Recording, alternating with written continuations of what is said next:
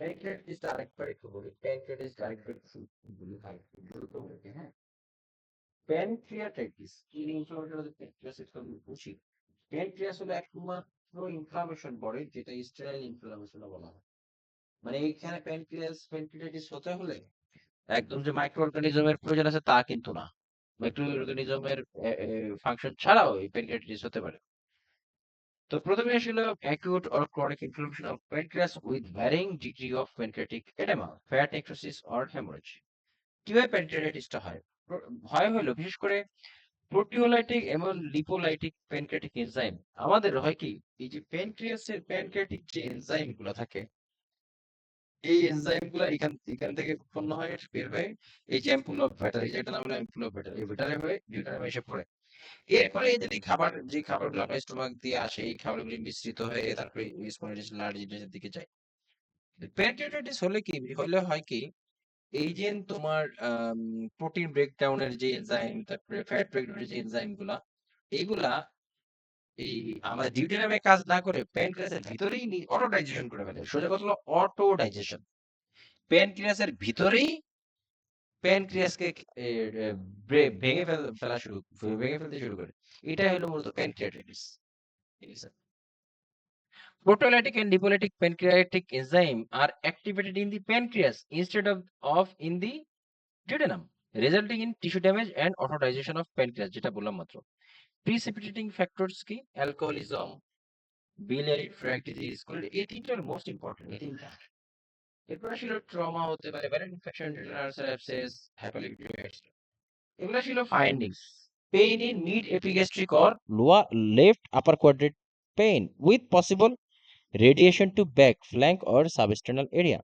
সাধারণত দেখবা এই পেটের ব্যথাগুলা রেডিয়েটিং টু দি ব্যাক বা শোল্ডারের দিকে ছড়ায় যায়, দেখো ফ্ল্যাঙ্ক, ফ্ল্যাঙ্ক এরিয়া মানে কিডনি বরাবর দিকেও ছড়ায়, বুঝছো। Pain aggravated by eating high fat meal or alcohol, very important. দেখো গতকালকে আমরা পড়েছিলাম যে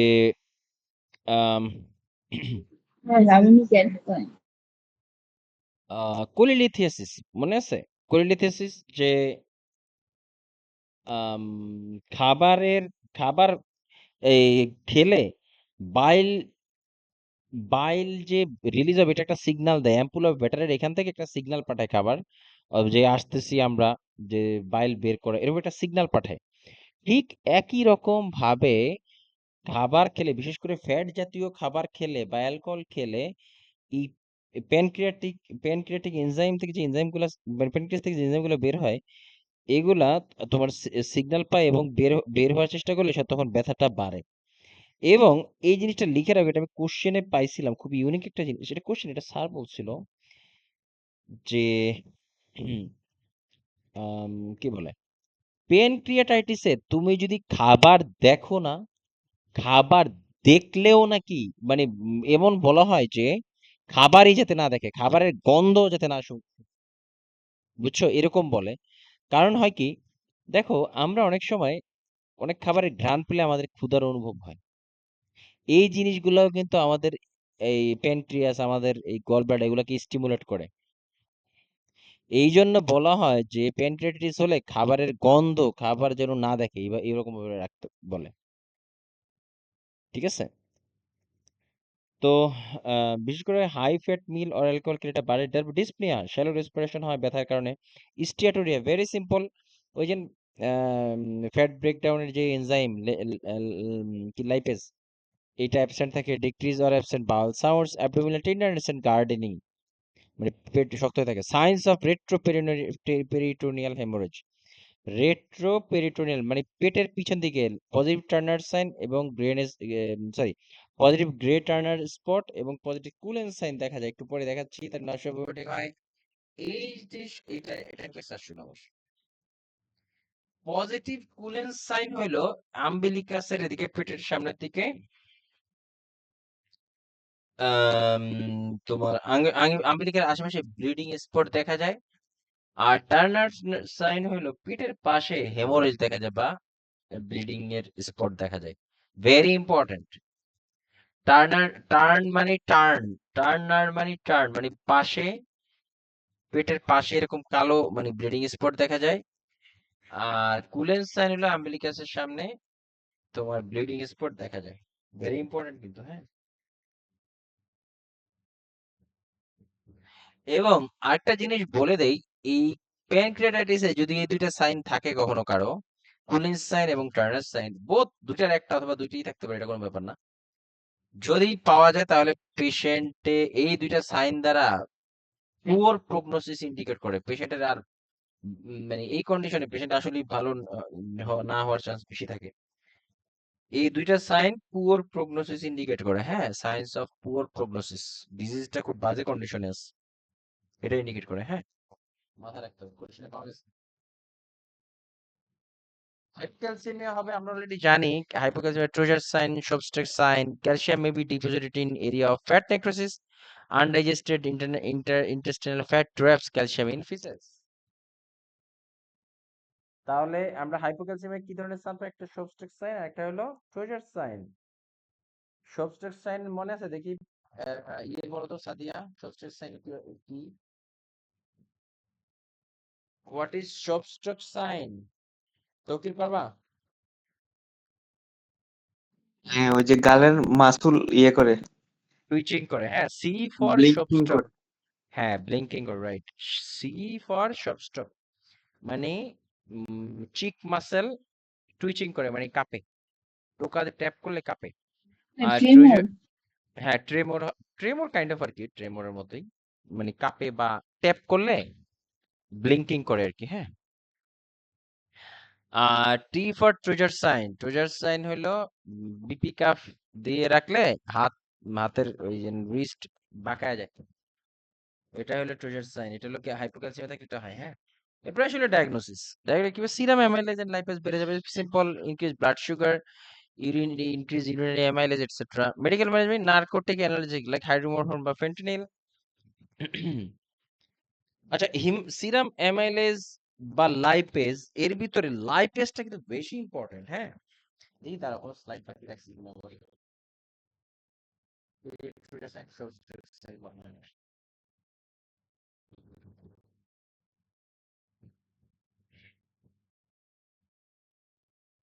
আচ্ছা, সিরাম অ্যামাইলেজ এন্ড লাইপেজ, তারপরে আচ্ছা, লাইপেজের এটা একটু বেশি ইম্পর্টেন্ট এখানে, এবং লাইপেজের এটা বেশি ইম্পর্টেন্ট এখানে, কারণ কি জানো? কারণ হলো মানে 4 থেকে মানে প্যানক্রিয়াটাইটিস যখন হয় তখনই তোমার এই সাধারণত আমাদের এই এই প্যানক্রিয়াটাইটিস মানে হইছে কি হয় নাই, এইটা বের করতে মোস্ট রিলায়েবল টেস্ট হলো সিরাম লাইপেজ, এবং এটা primary marker to detect pancreatitis, এটা মাথায় রাখো, ঠিক আছে? প্যানক্রিয়াটাইটিসে তো অনেক কিছু, সুগার, সুগার এই যে এখানে লেখা আছে যে সুগার ইনক্রিজ ব্লাড সুগার, এখন ব্লাড সুগার তো তোমার ডিকে হতো, ডিকে ডায়াবেটিক কেটোসিডে যেতে পারে, এখন এটা কি মেইন? নো। প্রত্যেকটা ডিজিজের কিছু স্পেসিফিক কিছু ক্রাইটেরিয়া আছে যেটা বাড়লে মন ধরে নেওয়া যায় প্রবলেম এটাই হতে পারে, এরপরে আনুষঙ্গিক ভাবে যে কিছু দেয়। তো মেইনলি প্রাইমারিলি লিভারে যেমন এসজিপিটি। হ্যাঁ, ইয়েস, লিভারে যেমন এসজিপিটি, রাইট, ঠিক আছে। তো এই যে প্যানক্রিয়াটিসও সেম এরকমই, যে প্রাইমারি মার্কারটা হলো লাইপেজ, সিরাম লাইপেজ, হ্যাঁ। এবং সাধারণত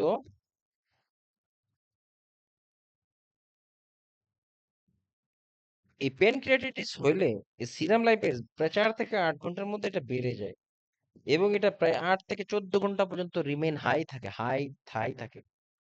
যদি আমি জিনিসগুলো কোশ্চেনে পাইছি, জাস্ট যদি লিখে রাখতে পারো ভালো, নাহলে সমস্যা। আচ্ছা, কেন ব্লাড সুগার বেড়ে যায়? একটু কমন সেন্স খাটাও তো। কেন ব্লাড সুগার বাড়ে এখানে এই ইয়েতে? ইনসুলিন রেজিস্ট্যান্ট হয়। তো কি একটু বলতে পারবা কাহিনীটা কি এখানে? অন্য যে কেউ চাইলেও বলতে পারো, কোনো ব্যাপার না। Insulin resistant. কেন ইনসুলিন রেজিস্ট্যান্ট হবে বলো তো? কাহিনীটা বলো, একটু খুলে বলো। হচ্ছে কিন্তু, ভুল কিন্তু না। প্যানক্রিয়াসে তো দুইটা হরমোন ইয়ে করে, গ্লুকাগন, বিটা সেল, বলতেছে তোমরা কাছাকাছি আছো, বেশি দূরে নাই কিন্তু। ইনসুলিন, সরি, প্যানক্রিয়াস থেকে ইনসুলিন সিক্রেশন হয় না? আলফা সেল, বিটা হ্যাঁ সেল ভাইয়া মনে আলফা আছে? সেল থেকে গ্লুকাস, হ্যাঁ জি ভাইয়া বিটা সেল থেকে বিটা সেল থেকে ইনসুলিন, তাই না?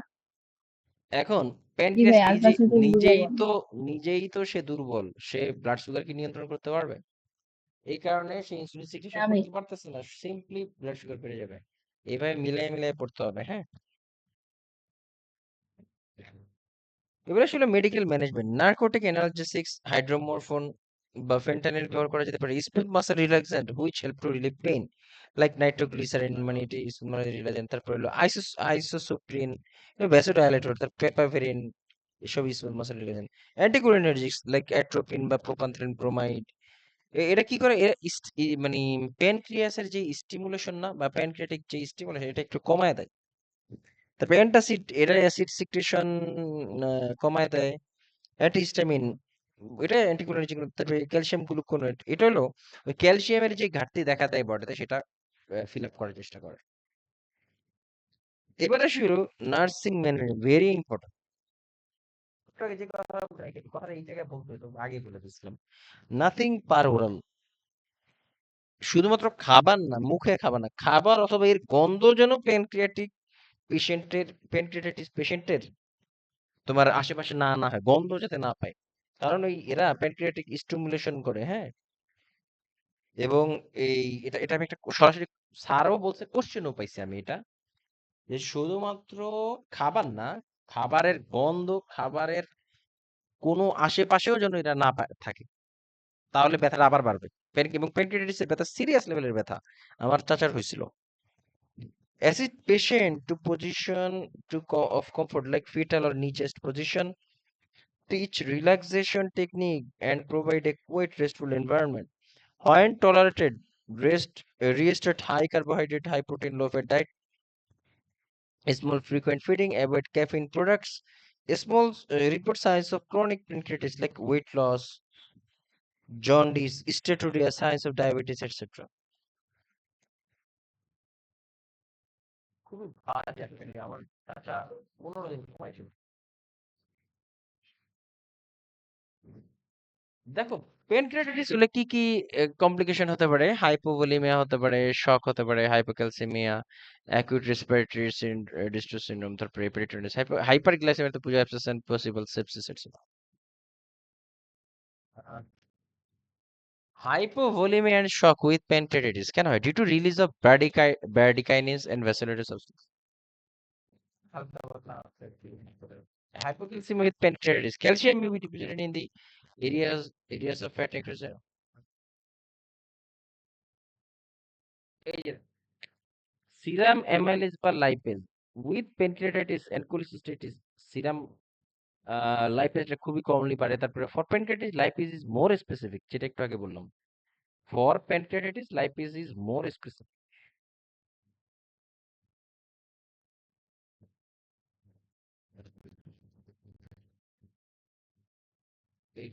Yes.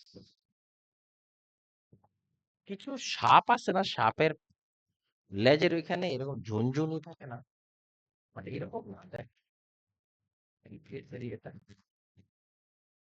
র্যাটেল স্নেক বলে যেটাকে, র্যাটেল স্নেক। এবার আসলে pancreatic cancer often affect the head of the pancreas with poor prognosis. সাধারণত প্যানক্রিয়াসের যে head of the pancreas with poor prognosis more often affects African Americans and Jewish. African আমেরিকানদের সব, মানে আজে বাজে যত রোগগুলা সবগুলো ওদেরই হয়। বিপিএস থেকে শুরু করে ক্যান্সার ম্যান্সার ভরা ওদের। The risk factors কি? Chemical carcinogens, smoking, alcoholism, high fat diet, diabetes mellitus, etc. তারপর ফাইন্ডিংস কি? Anorexia, নাউসিয়া, vomiting, clay coloured স্টুল। দেখো, আমরা অলরেডি জানি বাইল কিন্তু স্টুলে কালেক্ট ইয়েলোইশ ভাবটা তৈরি করে। যখনই ক্লে কালার্ড, সোজা কথা, যখনই শুনবা ক্লে কালার্ড স্টুল, তখনই মনে করবো বিলিয়ারি অবস্ট্রাকশন বা বাইল পাস হইতেছে না, বা বাইলের অভাব। সিম্পল, এভাবে মনে রাখতে পারো। র‍্যাপিড প্রোগ্রেসিভ ওয়েট লস, কারণ কি? ওই যে বাইল, তারপরে এগুলা এসে যে ফ্যাট যে ৩ প্রকারের যে খাবার কার্বোহাইড্রেট, প্রোটিন, ফ্যাট এগুলো ভাঙবে, এগুলো ভাঙার দরকার না। স্টুলের সাথে সরাসরি চলে যায়, যার ফলে ওয়েট লস করে। জন্ডিস হবে, অ্যাবডোমিনাল পেইন হবে, etcetera. Pain in upper abdomen and left hypochondrial region with radiation to back. Diagnosis কি increase serum lipase in early stage, তারপর increase conjugated bilirubin, increase serum amylase.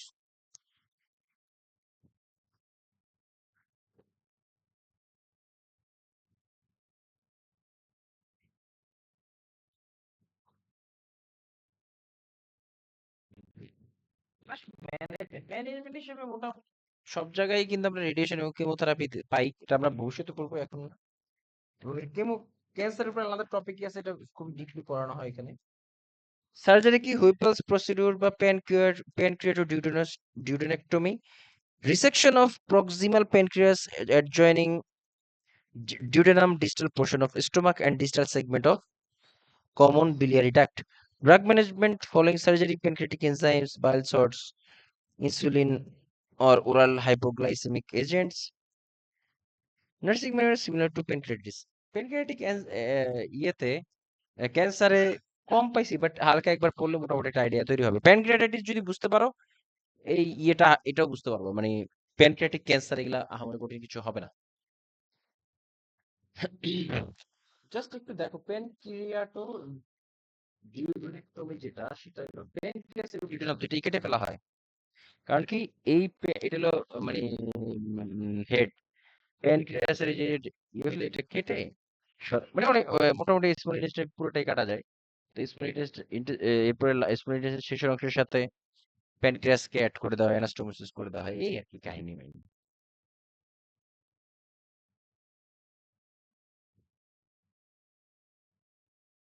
অ্যাট্রেশিয়ার মতো। এবার আসি হলো paediatric gastrointestinal disorders. বাচ্চাদের কিছু paediatric problem হয়, সেটা আমরা একটু দেখি। আহ,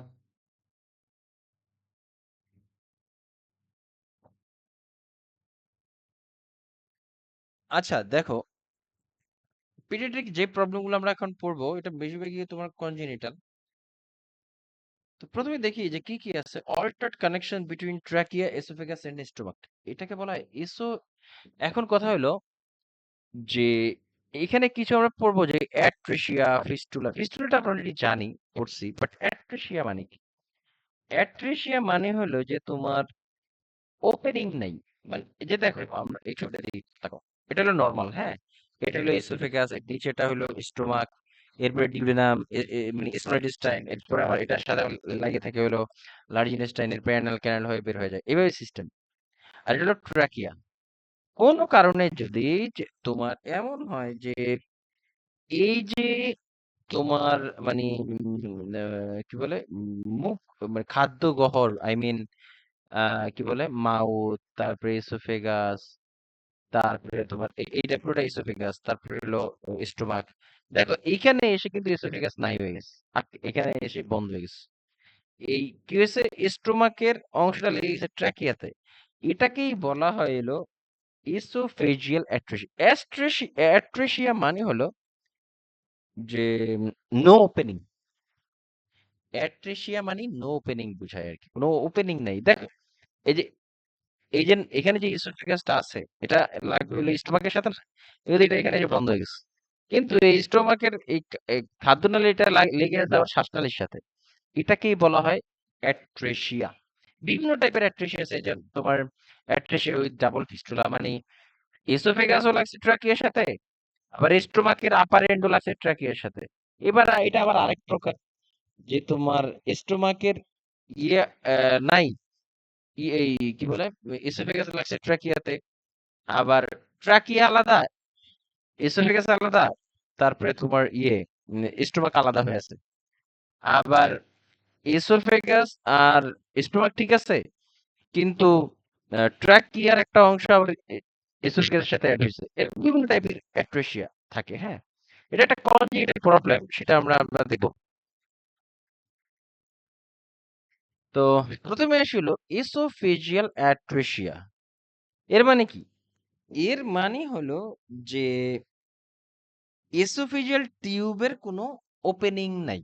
esophageal atresia means esophageal টিউবের ওপেনিং নেই। esophagus end in a blind pouch, no entry route into stomach. yes, যেটা বললো এই যে দেখ,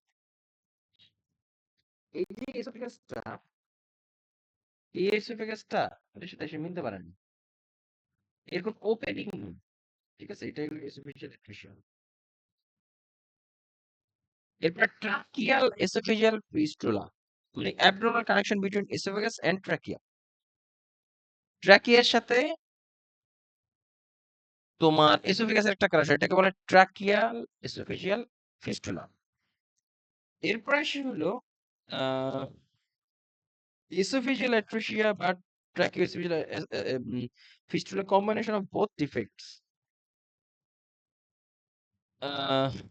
এবং আরেকটা জিনিস বলি, এই ইএ এবং টিইএফ মানে esophageal atresia এবং ট্রাকিও esophageal atresia, এই প্রবলেম গুলা সাধারণত একটা ফিটাস যখন পেটে থাকে না, বেবি যখন মায়ের পেটে থাকে, তখনই মূলত এই প্রবলেম গুলা দেখা যায়। এবং এইটা খুব ইজিলি ধরে, পলিহাইড্রামনিয়াস হয় না বাচ্চাদের। দেখো তো একটু সিলেক্ট করো, এখানে কয়েকজন পড়ছে গিয়ে মেটার্নিটি, তাহলে তাদের একটা আইডিয়াটা সুন্দর হবে। তাই দেখো পলিহাইড্রামনিয়াস কিভাবে হবে, অনেকগুলো কারণ থাকতে পারে। আরেকটা কারণ হলো এটা যে মায়ের পেটের ভিতরে যে পানিটা উৎপন্ন হয়, মানে অ্যামনিওটিক ফ্লুইড উৎপন্ন হয়, বাচ্চা কি করে এটা এই খাদ্যনালী দিয়ে খেয়ে ফেলে। তারপরে লাংস এর ভিতরে পানিটা ঢুকে লাংস ভেজা ভেজা থাকে, এটাই স্বাভাবিক, তাই না? এখন কথা হলো তোমার তার এই যে এসোফেজিয়াল অ্যাট্রিশিয়া, এই যে ধরো লাংস মানে এসোফেগাসের মানে আউট মানে ওপেনিং মানে ঢুকবে কিন্তু বের হইতে পারতেছে না। আমি কি বুঝাইতে পারছি? মানে এসোফেগাস দিয়ে ঢুকতেছে মানে অ্যামনিওটিক ফ্লুইড, বাট সে বের হইতে পারতেছে না। তাহলে তার বাচ্চার অ্যাবজর্পশন কম হবে, মানে মা উৎপন্ন করতেছে, মায়ের ভিতরে বাড়তেছে, বাট মানে বাচ্চা শোষণ করতেছে কম। আবার এখানেও সেম দেখো, যতটুকু সে এভাবে করতে তা হচ্ছে না, শুধুমাত্র প্রক্রিয়া দিয়ে যা আসে তাই হয়। এই জন্য সাধারণত এই পলিহাইড্রামনিয়াসে এই বাচ্চার মানে বেবির এসোফেজিয়াল অ্যাট্রেসিয়া অথবা ট্র্যাকিওএসোফেজিয়াল অ্যাট্রেসিয়ার কারণেও পলিহাইড্রামনিয়াস দেখা যায়। ঠিক আছে, এটা ইম্পর্টেন্ট একটা ফাইন্ডিংস, বলে দিলাম, যদিও ম্যাটারনিটিতে পড়ানো হবে, বাট বলে দিলাম একটু। বিষয়টা কি তাহলে দাঁড়ালো যে ফিটাস অ্যামনিওটিক ফ্লুইড সোয়ালো করে, এটা তো আমরা জানি। আর এক্সেস মানে কি বলে, এই বাচ্চা কিন্তু ইউরিন পাস করে, ঠিক আছে? কিন্তু মা যে পরিমাণ মানে অ্যামনিওটিক ফ্লুইড তৈরি করে অ্যাট্রেসিয়া থাকার কারণে বাচ্চার ওইটা মানে বাচ্চার শরীরে আসে না, মানে মা উৎপাদন করতেছে, বাচ্চার শরীরে নিতে পারতেছে না। এই কারণে মায়ের পলিহাইড্রামনিয়াস হয়ে যায়। আহ যাই হোক, এরপর আসে হলো, আছে কিনা এই কথা? উম, না, আমি যেটা বলছি এটা কি বুঝছো? কথাটা কি বললাম এটা মাত্র? হ্যাঁ, আরেকবার বলবেন। আচ্ছা, ত্বকের হ্যাঁ বুঝছি ভাইয়া। পলিহাইড্রামনিয়াস মানে কি? মানে অধিক অ্যামনিওটিক ফ্লুইড। মানে একটা বেবির ধর্ম কি, বেবি যখন পেটের ভিতরে থাকে, সে মা যেই অ্যামনিওটিক ফ্লুইড উৎপন্ন করে, মানে তার এসিজি, বিটা এসিজি থেকে, এর অনেক কাহিনী আছে বুঝছো, জাস্ট সংক্ষেপে বলি, একটু হালকা করে বোঝার চেষ্টা করো। মানে যে পরিমাণ অ্যামনিওটিক ফ্লুইড উৎপন্ন করে সেটা গিলে ফেলে, বাচ্চা গিলে ফেলে, লাংসে যাবে, এটাই স্বাভাবিক। এর কথা হলো তার যেই সাইড দিয়ে সে গিলবে সেই সাইডটা তো মানে বন্ধ, এই সাইডটা একটি সেইটা একটি সে হয়েছে। তার মানে কি মা উৎপন্ন করতেছে কি ঠিকই, বাচ্চা গিলতে পারতেছে না। তার মানে কি প্রোডাকশন বাড়তেছে, বাট মানে কি বলে অ্যাবজর্ব কম হচ্ছে, মানে কি এই জন্যই তো পলিহাইড্রামনিয়াস হয়। এটুকু মাথায় রাখতেই হবে, বলবো এটা বুঝে আরেক টপিক চলে আসে আর কি। হালকা একটু কাছাকাছি চলে আমি যে সময় আগে স্টুডেন্ট পড়াইতাম, হ্যাঁ, হ্যাঁ, তখন স্টুডেন্ট যখন বলতো যে স্যার আমি বুঝি নাই, তখন স্টুডেন্টে বলতাম যে তুমি কোন জায়গা বুঝো নাই। আচ্ছা, তখন তখন ও আনসার দিতে পারে না, মানে ও অন্যমনস্ক ছিল, মানে পুরো জিনিসটাই ও বুঝে অন্যমনস্ক ছিল। যদি স্পেসিফিক ভাবে বলে দেন ওই জায়গা বুঝি নাই, তার মানে বুঝবেন যে মানে ও ট্রাই করছে কিন্তু বুঝতে পারতেছে না। হ্যাঁ, এটা এটা করি, তবে করব সবসময়। আপনার কাছে করি না, মানে যখন ইয়েতে ক্লাস নেই তখন করি। যাই হোক, ভালো একটা পয়েন্ট বলছো। সাদিয়া এবং যারা আছে সবাই সাবধান। আচ্ছা, হাই জি রিস্ক ভাইয়া। গ্রুপ। হ্যাঁ, হাই রিস্ক গ্রুপ কারা এই অ্যাক্ট্রেসিয়া হওয়ার জন্য? Low birth weight. আচ্ছা, লো বার্থ ওয়েটের বেবির ক্ষেত্রে এটা খুবই কমন। কারণটা দেখো, কারণ তার অর্গানগুলো ডেভেলপ ডেভেলপ হয় না। সিম্পল। এই জন্য তার এই যে এসোফেগাস যেটা পুরনো তৈরি হওয়ার কথা, সেটা টাইম মতো পরিপূর্ণ হওয়ার আগে সে বের হয়ে গেছে। এই কারণে এটা হয়। তার প্রি ম্যাচুর ইনফ্যাক্ট তো একই, যে বেবিস উইথ ডাউন সিনড্রোম তাদের এটা ক্ষেত্রে হতে পারে। আচ্ছা, একটা বেবি ডাউন সিনড্রোম হবে কি হবে না, এটা আমরা কিভাবে বুঝতে পারি বলো তো? দেখি, কি এএফপি, এএফপি দিয়ে ভাইয়া, আচ্ছা, fetoprotein alpha. Sadia, alpha protein. তুমি কি শিওর যে সত্যি বলছে? এটা তো কোনো নাও তো হতে পারে।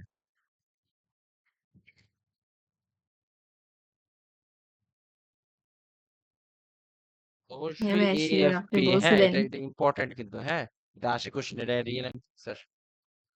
তারপরে ফাইন্ডিংস কি আপনি যে এসোফেজিয়াল? কোশ্চেন দিয়েছেন এখানেও ছিল। এটা কমন, বুঝছো? এগুলো থাকেই, এগুলা মানে 100% এগুলো পাবাই। যে কোনো কোশ্চেন ব্যাংকে যাও এটা পাবাই। Findings কি esophageal atresia, history of polyhydramnios in mother, inability to pass an angiotube. Yes, দেখো, angiotube যখন প্রকাশ করতে যাবে তখন এটা প্রবেশ হবে না, আটকে যাবে। তাহলে বোঝা যায় কি কোথাও আটকে গেছে, মানে কি incomplete. Increased drooling and salivation, immediate regurgitation of undigested food or milk when feed, তারপর risk of aspiration and pneumonia।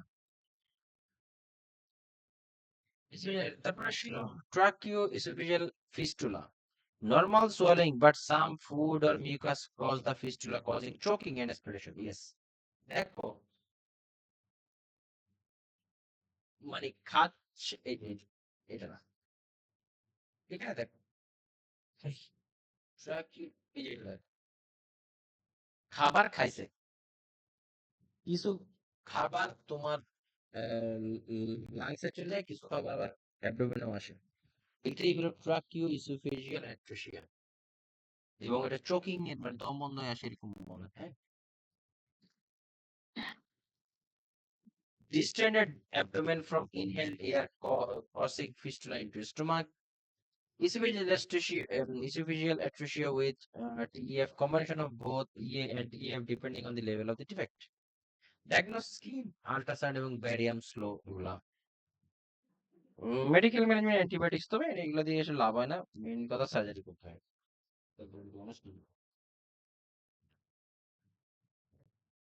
কোনো, এই যে দেখো, esophageal atresia and polyhydramnios, fetus is unable to swallow and excrete amniotic fluid to the mother, resulting polyhydramnios, যেটা বলো।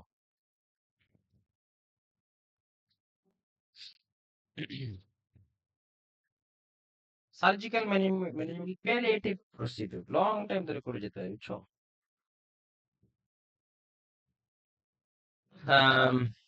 Gastrostomy for feeding purpose, esophageostomy to drain secretions, corrective surgery কি? End to end anastomosis for narrow defect. সাধারণত সামান্য কিছু থাকলে anastomosis মানে দুইটা সাইডে জোড়াই যে এসোফেগাসটাকে টেনে এনে লাগাই দেওয়া হয়। আর ট্র্যাকিয়া থাকলে ট্র্যাকিয়া রিপেয়ার করে দেওয়া হয়, এরকম আর কি। পোস্ট অপারেটিভ নার্সিং কেয়ার কি? আচ্ছা, anastomosis for narrow defect, colon transplant if defect is wide, preoperative nursing maintain patent area measure to prevent aspiration, position based on type of defect, এবং হ্যাঁ, সাধারণত মাথাকে 30 ডিগ্রি করে উঠে রাখা হয় আর কি। হ্যাঁ, নাসাল সাকশনিং করতে হয় না, কারণ এটা খাবার তো যাবে না। এবার আসলে post operative nursing care provide gastrostomy tube feeding until anastomosis site has healed. Yes, তোমার যতক্ষণ পর্যন্ত ওই যে যেটা তোমার ইয়ে করা হয়েছিল, মানে আম, কি বলে এটাকে, পেশেন্টকে যে সার্জারি করা ছিল ওটা যতক্ষণ পর্যন্ত না হিল করা হয় ততদিন পর্যন্ত এনজিটিউব পরে রাখা হয়। Start oral feeding with glucose water and gradually progress to small frequent formula feedings. Promote respiratory function, proper positioning, suctioning, chest tube care, etc.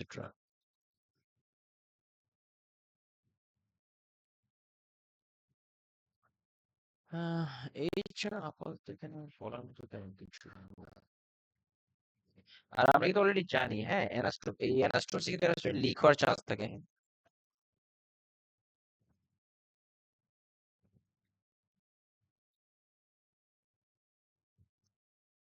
আম, আচ্ছা, এরপর আসি হলো ট্রাকিও এসোফেজিয়াল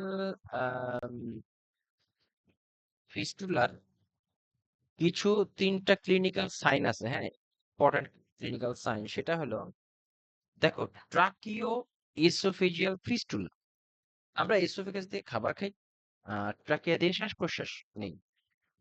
তো বেবি জন্মের পরে এই 3টা জিনিস যদি দেখা যায় তাহলে এটা ধরে নিতে হবে যে তার এই ধরনের কিছু থাকতে পারে। তো প্রথমে আসে হলো কফিং, কাশি দিয়ে যায়, চোকিং, দম বন্ধ হয়ে আসে, এবং আরেকটা হলো সায়ানোসিস। এই 3টা সাইন।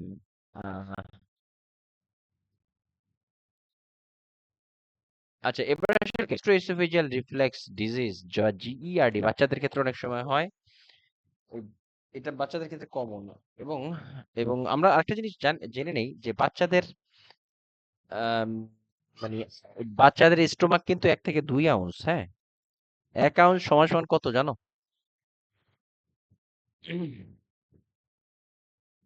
জানা আছে কারো? 1 আউন্স সমান কত? না, ভুলে গেছি। কত সম্ভবত মনে হয় আম,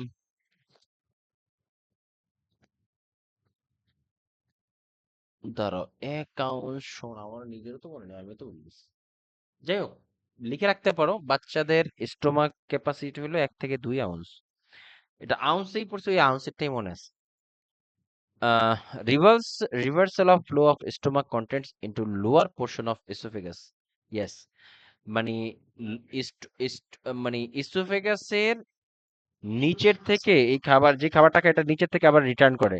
frequent problem in premature infants due to hypotonia, মানে যেসব বাচ্চারা তোমার প্রিম্যাচিউর হয় তাদের তো মাসেল টোন, তারপরে তোমার বিভিন্ন অর্গানগুলো ডেভেলপড হয় না। ফলে কি হয়, তাদের এই প্রবলেমটা থাকতে পারে, এই জিইআরডি থাকতে পারে, কারণ ইনকমপ্লিট অর্গান থাকে তাদের। লাংস তো হয় না, তারপর অন্য অনেক কিছু হয় না, এদের আস্তে আস্তে সময় লাগে এগুলো হইতে, হ্যাঁ। প্যাথোফিজিওলজি কিভাবে হয় এটা, relaxed cardiac stricture or over distension of stomach by gas or overfeeding cause the gastric contents to flow back into esophagus. Relaxed cardiac sphincter or over distension of stomach by gas or overfeeding. বিষয়টা হলো এই যে, দেখো, এই যে এটা হলো cardiac স্পিংচার, এটা হলো কার্ডিয়াক স্পিংচার বা লোয়ার এসোফেজিয়াল স্পিংচার বলা হয় এটাকে, হ্যাঁ। এটা হয় প্রপারলি, আমরা জানি যে স্পিংচারের কাজ কি, একমুখী রাখা। এখন এই স্পিংচার যদি একটু ঢিলা হয়, লুজ হয়, অথবা এই স্পিংচার যদি ডিস্টেন্ট থাকে, মানে মানে রিল্যাক্স থাকে, সোজা কথা রিল্যাক্স থাকে, তখন কি হয়, এই যে খাবারটা এখানে খাইছে এটা এটা আবার রিটার্ন করে। ও আমাদের জিইআরডি এর মতনই, হ্যাঁ। রিল্যাক্স কার্ডিয়াক স্পিংচার আর over distension of stomach by gas, এটা মানে গ্যাসের কারণে অথবা ওভার বেশি খেয়ে ফেললে এটা আবার ব্যাক ফ্লো করে into the oesophagus. It causes irritation of the oesophageal mucosa and possible aspiration pneumonia. এবং বাচ্চাদের ক্ষেত্রে যারা তোমার বেবি, নিউবর্ন বেবি, এরা খাওয়া দাওয়ার সময় কিছু দুধ খাওয়ার সময় কিছু এয়ারও একসাথে গিলে ফেলে, এবং এই জন্য এদের গ্যাস হয়, প্রচুর গ্যাস হয়, হ্যাঁ, এটা কমন। গ্যাস, বাচ্চাদের গ্যাস হয়। এটা আমরা কিভাবে বুঝতে পারি? এটা ফাইন্ডিংস কি, ইরিটেবিলিটি এবং স্পিটিং আপ, হঠাৎ করে বাচ্চা তোমার মুখ দিয়ে সব বের করে ফেলে, মানে ওই যে কিভাবে বলবো এটাকে, মানে আম, কি বলে এটাকে, মানে বমির মতো করে, মানে সব বের করে ফেলে আর কি, হঠাৎ করে মুখ দিয়ে বের হয়ে যায় না, এটাকে বলে স্পিটিং আপ। Diagnose কি esophageal pH, intraluminal pH probe test, barium swallow etcetera. এই এছাড়া আহামরি তেমন কিছু না। এবং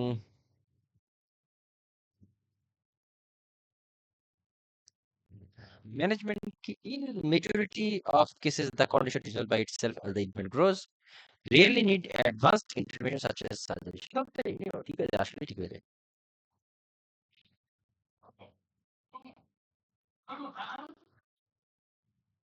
এই যে দেখো, এই যে স্পিটিং আপ, এই যে এটাকে বলে কার্ডিনাল স্প্রিংচার বা লোয়ার এসোফেজিয়াল স্প্রিংচার, এটা হলো পাইলোরিক স্প্রিংচার। হ্যাঁ, আর অ্যানাস্টোমেটিক লিক সম্পর্কে কিন্তু ভুলবা না, হ্যাঁ, এটা বলে দিছে অ্যানাস্টোমেটিক লিক পলিহাইড্রেট।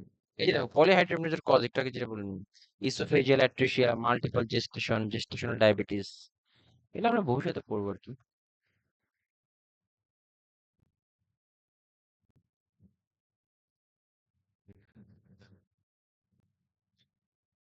তোমার এই যে বাচ্চাদের যে এই যে কি বলে গ্যাস্ট্রিক পিএইচ মাপে না, এইটা দিয়ে মাপে, এটা দিয়ে দাও। এত কিছু দরকার পড়ে না, ডক্টর ঠিক হয়ে আসে সব এরকম। আহ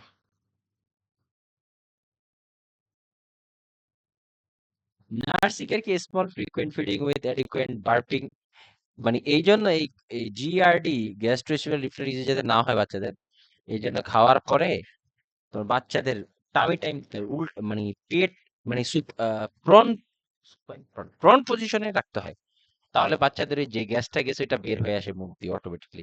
position with head of elevated 35 degree, তো ওই এক্সট্রা গ্যাস যেটা থাকে টাইমে টাইম দিলে বের হয়ে আসে। হ্যাঁ, এটাও করা হয় আমি দেখছি। তো আজকে এই পর্যন্তই পড়ি, আর না পড়ি ইনশাল্লাহ